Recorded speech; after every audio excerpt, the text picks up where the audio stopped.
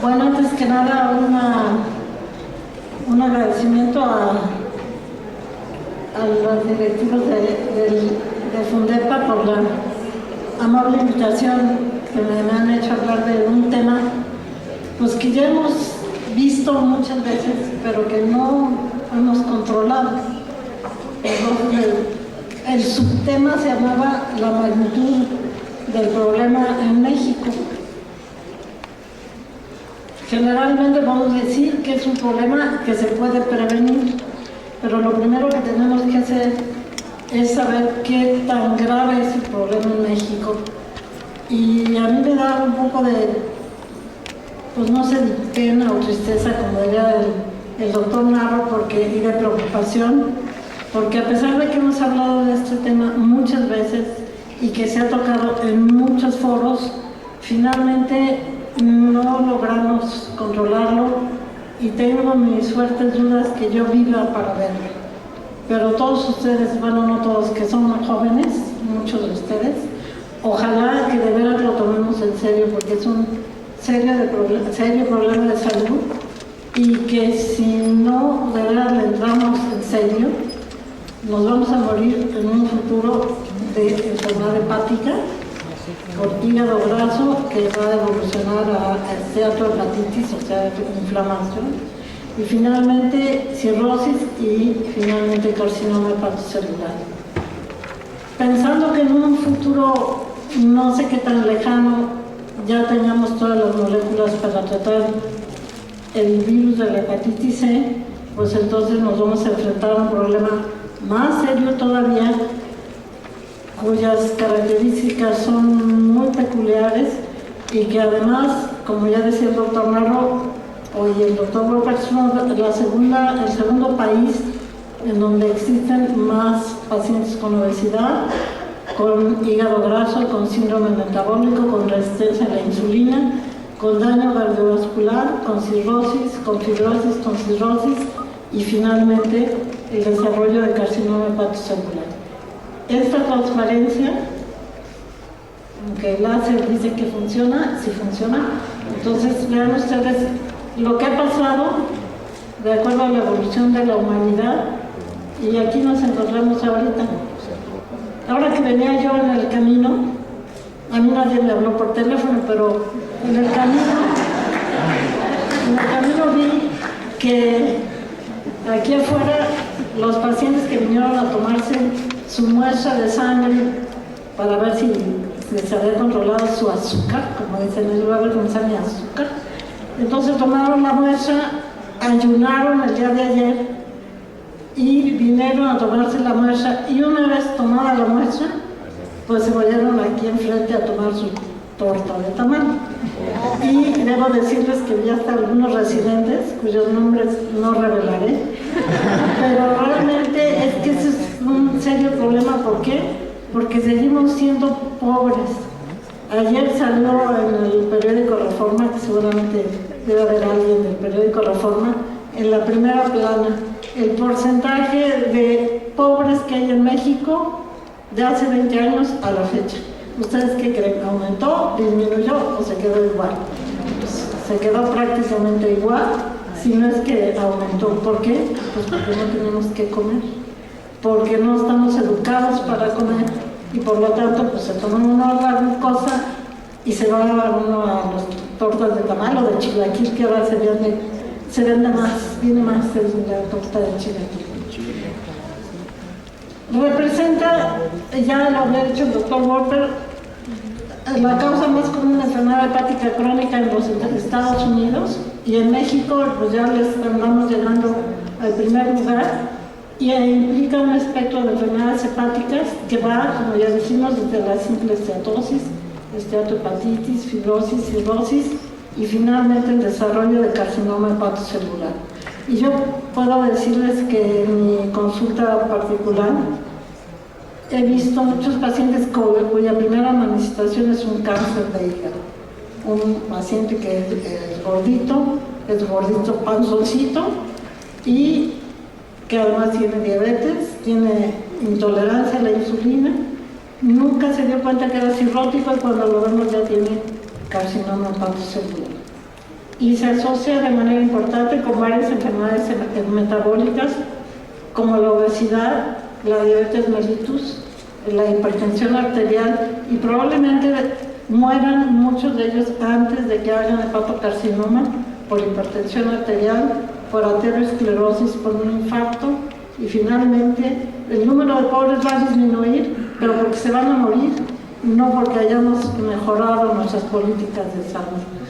Y a mí me causa mucha alegría que el doctor Narro piense que finalmente lo que tenemos que hacer es que si el paciente no va a ver al médico, el médico vaya a ver al paciente en su casa, pero que lo vaya a ver no nada más una vez.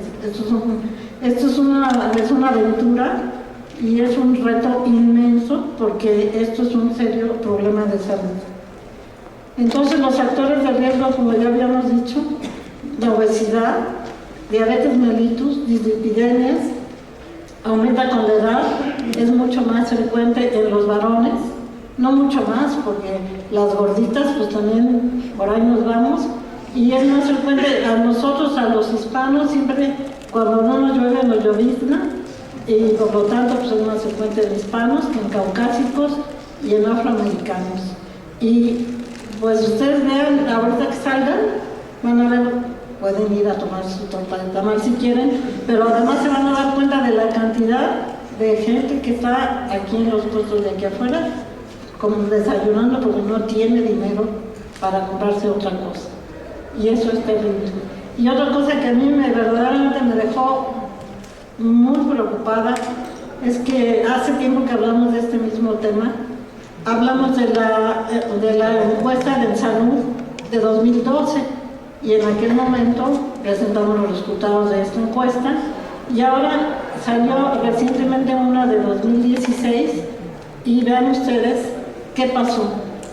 A pesar de que se hicieron todas las campañas que muévete, pésate, etcétera, pues bueno, lo único que no se movió fueron las encuestas. Y el sobrepeso y obesidad, vean ustedes, esto es sobrepeso, esto es obesidad, esto es 2012 y esto es 2016, y esta es la encuesta nacional, género masculino y género femenino. Seguimos prácticamente igual. Y eso es lo que a uno lo preocupa, porque finalmente, vean ustedes, entre los 5 y 11 años, vemos aquí tanto zonas urbanas como centrales, como Ciudad de México, como del sur, y para fines prácticos seguimos igual. ¿Qué tanto hemos incidido en esto? Yo creo que muy poco, a pesar de que creo que hemos hecho campañas, que hemos trabajado en ello, pero yo creo que se necesita que sea un plan nacional, como hay muchos planes nacionales que muchos de ellos no se cumplen, pero ojalá que esto sí lo tomáramos en serio, porque obviamente el síndrome metabólico lo vamos a encontrar más y predominantemente en el paciente obeso. Y en el paciente obeso que tiene pancita, que tiene lonjita. A veces cuando uno está en el consultorio y entra el paciente, uno ya sabe lo que tiene, porque a veces no cabe por la puerta, y una vez este paciente debe tener síndrome metabólico. Y si uno le pregunta, ¿ya bajo de peso? Ay, doctora, pero es que fíjese que no puedo, iba yo muy bien, pero pues me fui de vacaciones, ahorita se vino la Navidad, y bueno, fue el cumpleaños de mi hija, y bueno, pues tuve que romper la dieta, y el ejercicio, pues sí que me dolía la rodilla, y ya no lo pude hacer. Entonces, vean ustedes, seguimos exactamente igual, no hemos mejorado nada. Entonces, ¿qué vamos a hacer? Pues eso es lo que no sé qué vamos a hacer. Y vean ustedes que obviamente podemos tener desde sobrepeso, si tenemos un índice de masa corporal por arriba de 25, obesidades por arriba de 30, y la obesidad mórbida, que eso es verdaderamente impresionante cuando uno ve a los pacientes, porque además uno dice, bueno, ¿y ahora qué voy a hacer con este paciente? Porque no tiene dinero para comer, no tiene dinero para ir a consulta, no tiene dinero menos para operarse, y como vamos a ver posteriormente a lo largo de este día, los medicamentos, como ya comentaba el doctor Wolper, pues los medicamentos hasta el momento ninguno ha servido, y el que vaya a servir va a ser inmensamente caro y no vamos a tener la posibilidad de adquirirlo para todos nuestros pacientes. Entonces, vean ustedes, la prevalencia de sobrepeso y obesidad de 20 a 49 años, y lo mismo en hombres que en mujeres. O sea que finalmente yo lo que quisiera que quedara en la mente de ustedes es que no hemos hecho mucho por muchas razones y que el problema va a seguir. En lo que se refiere a la diabetes, porque ya dijimos que son generalmente obesos, con diabetes, y muchos de ellos pues, van a tener diabetes mellitus, y vean ustedes lo que ha sucedido. Ha habido un aumento bien intenso de la presencia de diabetes. Del diagnóstico oportuno no ha sido oportuno. Yo quisiera felicitar al doctor Kersenovich, en parte porque es mi amigo y eso merece que yo lo felicite, pero además por haber creado una clínica de diabetes, porque finalmente creo que tenemos que tomar en serio esto y tenemos que preparar a mucha gente para que sepa manejar a los diabéticos. Vean ustedes lo que ha sucedido desde el 2006 al 2016. Pues prácticamente la prevalencia es igual, y el problema es entre hombres y mujeres, pues es bastante alto, y el problema más serio que yo veo es el hecho del manejo de estos pacientes. En aquellas épocas solamente insulina, después solamente pastillas, después ambas, y muchos de ellos no reciben ningún medicamento. Y aquí sí yo me voy a quejar un poco, porque en el Seguro Social, donde yo trabajé muchos años, y mi corazón está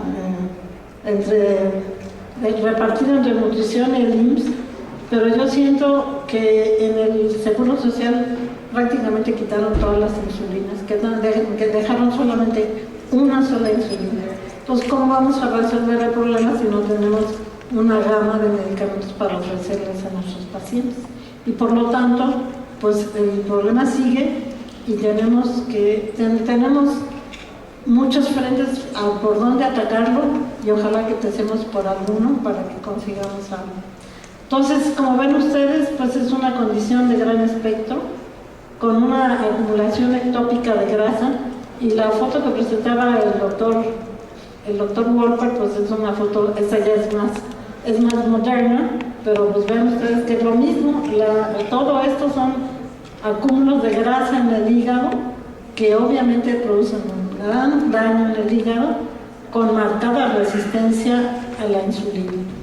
Y vean ustedes, esto ya es una estadística un poco antigua, en donde vean ustedes que la cirrosis va desde el hígado graso, el esteatohepatitis no alcohólica y la presencia de cirrosis. Por lo tanto, el problema, la magnitud del problema va en aumento en lugar de disminuir. Entonces, ¿qué podemos decir a manera de conclusión? El 70% de los mexicanos tienen sobrepeso u obesidad. Ese niño de plano no se midió, ¿verdad? 1 de cada 3 adolescentes tienen sobrepeso u obesidad. Hay aproximadamente 5.7 millones de adolescentes con este problema. La Organización Mundial de la Salud, que siempre nos dice unas cosas que verdaderamente uno se deprime, pero tiene razón, obesidad y sobrepeso ocupan el 5º lugar de enfermedades crónicas a nivel mundial, y estima que para 2015, que ya pasó, habrá 2.300 millones de adultos con sobrepeso y 700 millones de pacientes con obesidad. O sea que si juntamos obesidad, síndrome metabólico, hepatitis C, pues verdaderamente es una cantidad exorbitante, y que tenemos no que cerrar los ojos, sino que tratar de conseguir que todo esto lo podamos revertir, y no nos va a tomar ni 10 años ni 20 años, nos va a tomar muchísimo más tiempo, pero creo que tenemos que tomarlo en serio, y creo que las campañas tendrán que mejorarse para poder de veras decir que vamos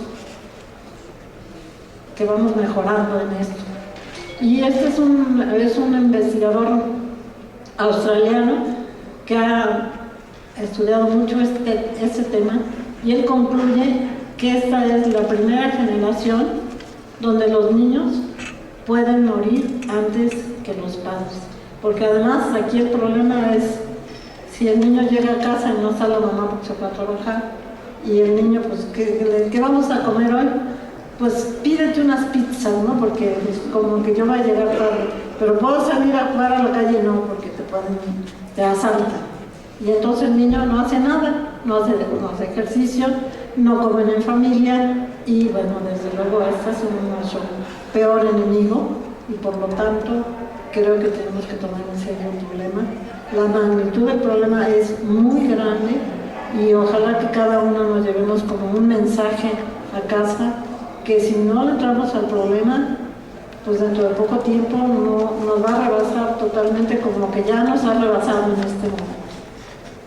Las conclusiones, podemos decir, son entidades frecuentes relacionadas con resistencia a insulina, anormalidades en el metabolismo de lípidos y otras alteraciones metabólicas, la prevalencia de factores de riesgo que está en aumento en todos los grupos de edad.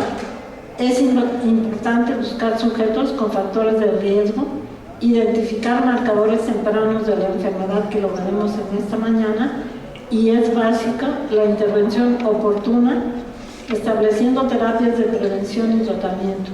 Desgraciadamente el tratamiento pues es bajar de peso, hacer dieta, tener un plan de ejercicio, lo cual no estamos acostumbrados en México, y su presencia se asocia con una alta mortalidad. Y aquí tenemos un vaso que tiene una placa de ateroma que finalmente se ocluye, el paciente muere de infarto, aquí lo vemos en forma muy esquemática, y el paciente se va a morir de eso, o se va a morir de cáncer de hígado o de cirrosis, y por lo tanto pues tenemos que tomar en cuenta todo eso para que podamos tomar las medidas pertinentes. No se pongan tristes, porque los veo muy tristes, pero es la verdad. Tenemos que trabajar mucho en esto. Muchísimas gracias.